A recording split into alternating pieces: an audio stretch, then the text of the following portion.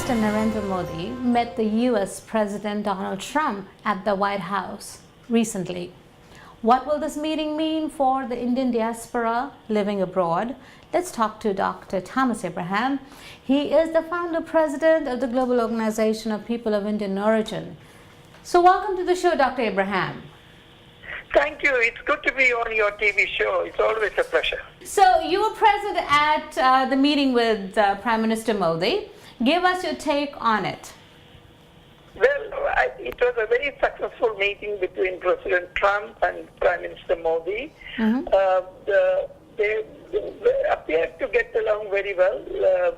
It was a warm welcome to Prime Minister Modi to White House. In fact, President said in Modi, we have a true friend in the White House.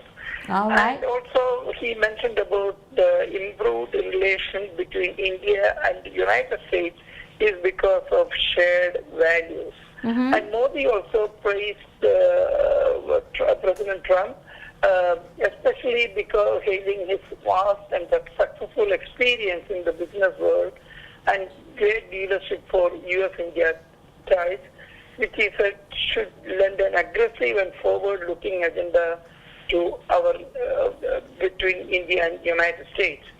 However, the President Trump still wanted India to open up exports, U.S. exports to India. Although right now the bilateral trade is in favor of India, something like about close to $15 billion. But India is also buying a lot of military wear. In fact, India has become one of the big buyer of military wear of any countries from the USA. And also, just recently, one of the major airlines in India, SkyJet, ordered 205 aircrafts, which is worth about $22 billion. All right. So these relations have been improving in terms of trade and defense. Of course, they have a common shared enemy, which is terrorism. Terrorists in India as well as here. The US have been fighting terrorists all over the world, and India has the same problem. So there is a way to join hands together, especially in the terrorism area. And of course, Trump met. President and Prime Minister Modi met the corporate leaders, and of course, many of us from the community were invited for a meeting. We had personally met Prime Minister Modi in a reception, so that was nice of him to take time off to meet the community also. All right. So give us your take on what this relationship would mean for the Indian diaspora. Well, President Trump himself praised the Indian diaspora here for their contribution to the economic upbeat of United States. In fact, we have the largest number of hotel motel owners in the country. Our Indian diaspora have done substantial contribution in the Silicon Valley, starting many companies, and then also in healthcare. So many areas where we have done extremely well. And of course, in engineering and technology, we are on the top. So the Indian diaspora is highly respected, as you know, as your listeners or viewers know, that Indian diaspora is still a growing diaspora in the United States. We grow approximately about 100,000 people, new immigrants every year. So we are now about 4.3 million people, and which is still going because India is a country where we can bring in America. Can look for youngsters who could come to America to work in the various technology area, and that will continue. So the diaspora will have a major role in terms of shaping up and improving the relation between USA and India. And that is why Prime Minister Modi also always look forward to meet the diaspora, because we come in between in terms of improving the relation between USA and India.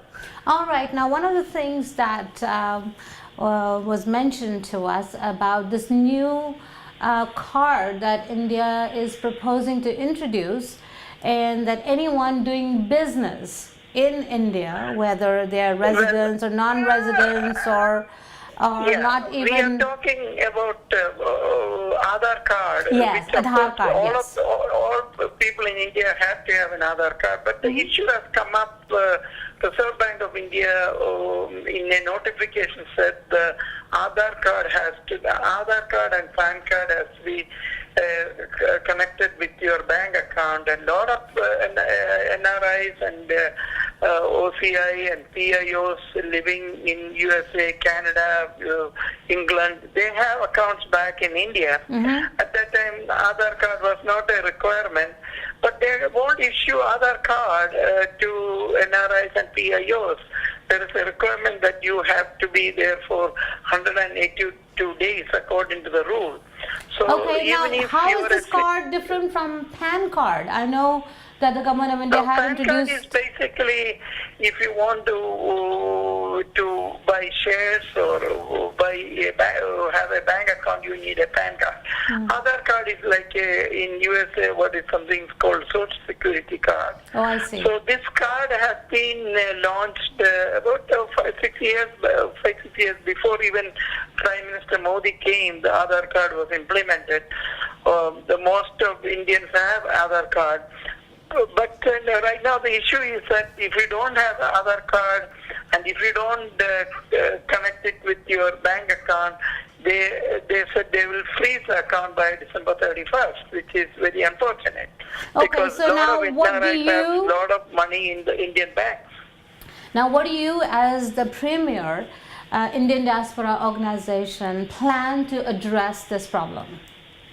Well, we already have written to Prime Minister Modi when he came. We have given him a letter. What we have suggested is that right now, when you file your taxes in India, you don't need an Aadhaar card. So we have suggested that NRIs and PEOs need not have the Aadhaar card. They should be exempted from this particular rule, Okay. especially having an Aadhaar card. But we haven't heard further from them. But that is what we have proposed. All right. So thank you for speaking to the government of India on behalf of the Indian diaspora. Please come back and give us an update on how successful you've been, because this is, from what I hear and understand, is going to be vital for people who want to bring businesses to India, whether it be United States or Canada. Thank you, Molly. It's always a pleasure to be speaking to your audience. Thank you so much, Dr. Abraham, for being here.